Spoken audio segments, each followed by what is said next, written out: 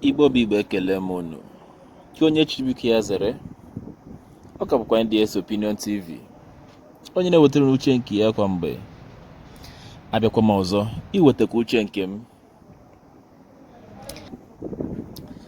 Onye na-anụghị ya, ji ya na-adị anụ n'akụkụ ọkụ. Ọkwanụ mmadụ nwe ọgọdọ ego na-ata ihe a. Ọgọdọ ego na-ata na Lagos, ọ bụ mmadụ nwe ya. Ọgọdọ ego na-ata na Lagos, na-atariko ya, na-eji ọkụ na-atariko ya, ọ bụ mmadụ nwe ya. Chai, arịrị eriela ụmụ Igbo. Arịrị eriela Igbo.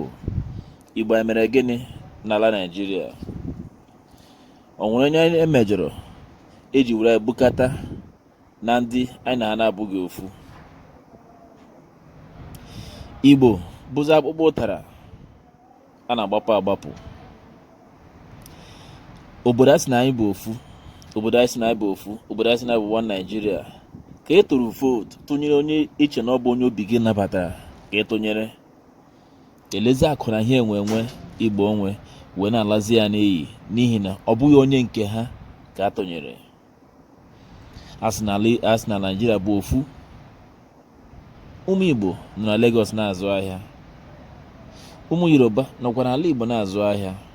Mana onweghị onye a na-etigbu, onwe onye a na-alụgbu. Mana mgbe ọbụla onye Igbo bulitere mee ihe uche nke ya, ahụta ya so onye iro. Akwa mmadụ nwe ọgọdọ ego na-ata ihe a. Onwere ndị nde nwe n'ala Igbo.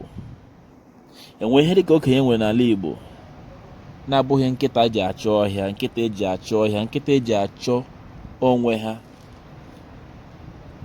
Lee ihe mege n'ala Lagos, ebe ndị Igbo na-azụ ahịa ka ha tụtụrụ mmụọ ya ọkụ, suo ya ọkụ, ree ya ọkụ, pịata pịam, kụwashi ụlọ. Ọ bụ n'ihi gịnị?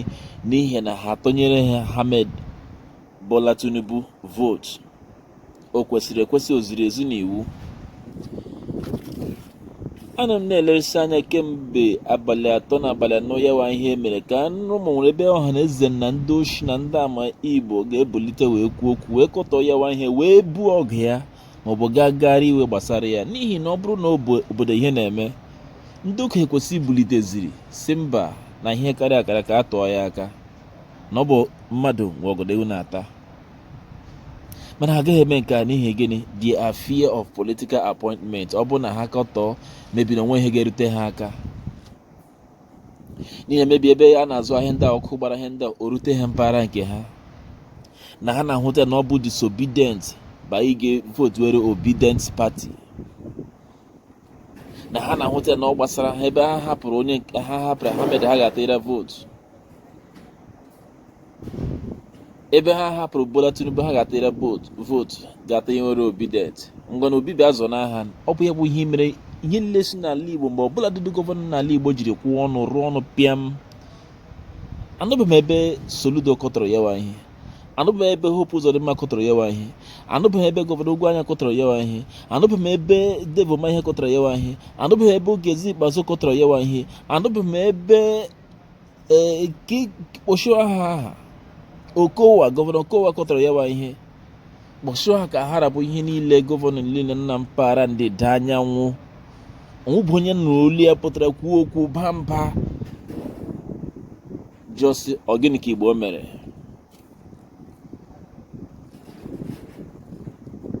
Ọ bụ na usi na anyị bụ nwanne, ọ bụ na usi na anyị bụ ofu, kedu ihe mere a ga-eji tụọ vootu onye ọbụla atụghị n'ebe uche ya dị? Elezi ihe akụ ha enwe, mụọ ya ọkụ, na-ala ya n'iyi, in the name of to demoralize Igbos, in the name of to render them useless. Aka na-enyekwa more threat. Ọbụla dị lee ihu igwe traditional ruler na-ekwusi, ọ bụ na ga-atụnyere ha onye nke ya n'onwe ya na-akwado, that they will inject you out, they will throw you into the sea, they will do this, they will do that. N'obodo anyị si na anyị bụ ofu. Where is the government? Where is the government here? If the government still regard us as one, if the government still value our effort, Nigeria, why would the Nigerian citizen, the Igbo tribe precisely, the world who congratulates Ahmed Bola Tinubu as the president, are you people seeing what is happening? Because these people voted for Peter Obi, that is why their shops are being burned down. That's why their houses are being brought down. That is why their means of livelihood is being destroyed. And you people are supporting these people. While we are calling and say, please, we are not recognized. We are not welcome in this union of one Nigeria. Give us the support. Let's go our own separate ways. For peace to be, for life to continue.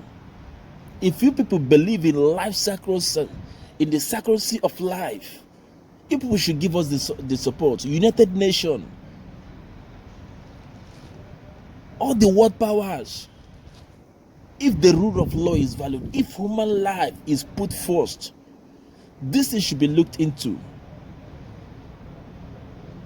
These people the thugs that did these things are the thugs of MC Omolowa, Jagaban, and the rest of them. They are the perpetrator of this very act of bringing down the Igbo shops, destroying their means of livelihood, for sheer hatred, for one exercising his rights or her rights. And that's why they are being rendered useless. That's why they are being incapacitated. And you call this one Nigeria.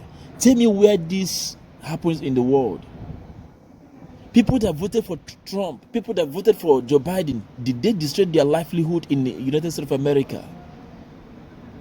Emmanuel Macron, did people that voted against you, did you destroy their livelihood in your country, in France?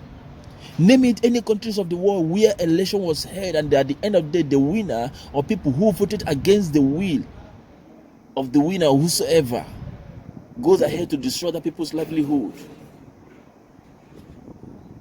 I thought the election is all about right of choice. But in Nigeria, the Igbos are the most hated people. Why? Why? Because they see them as a threat for their initiative, for their... Enough of this. Enough of this, please.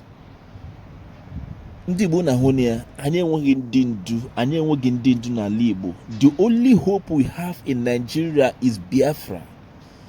That is the only hope we have. If we can fight for this unitedly, I'll get this. Better for us. I've said it before and I'll continue to say it.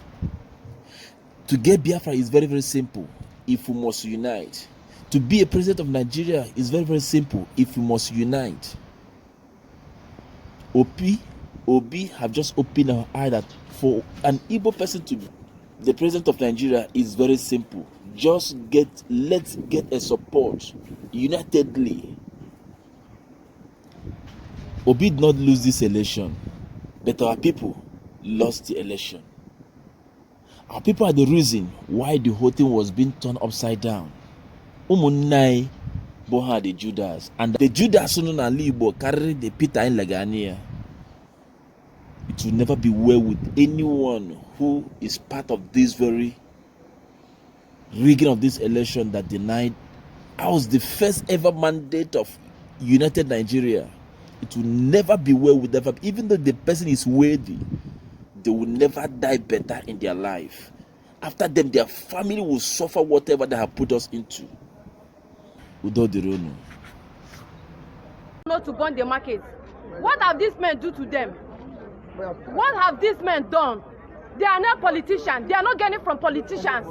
Nobody even remember them. Look at how Akere market is. Look at the streets of Akere. Very dilapidated. Nobody cares. No one knows. They are here just managing, trying to feed their family, trying to make ends meet. But the stupid politicians, when they finish eating the money, they collect the this and they go and build houses, buy exotic cars and drive. When the masses that are suffering, you still come and attack them, destroy their properties. What are you doing this for? What is it for? You have gotten the ticket. What else do you want from the masses? What else do you want from these men? From these men that are trying to make ends meet. What do you want from them? What is their fate? What is their fate? The children that you have taken away food from their table, their cry will have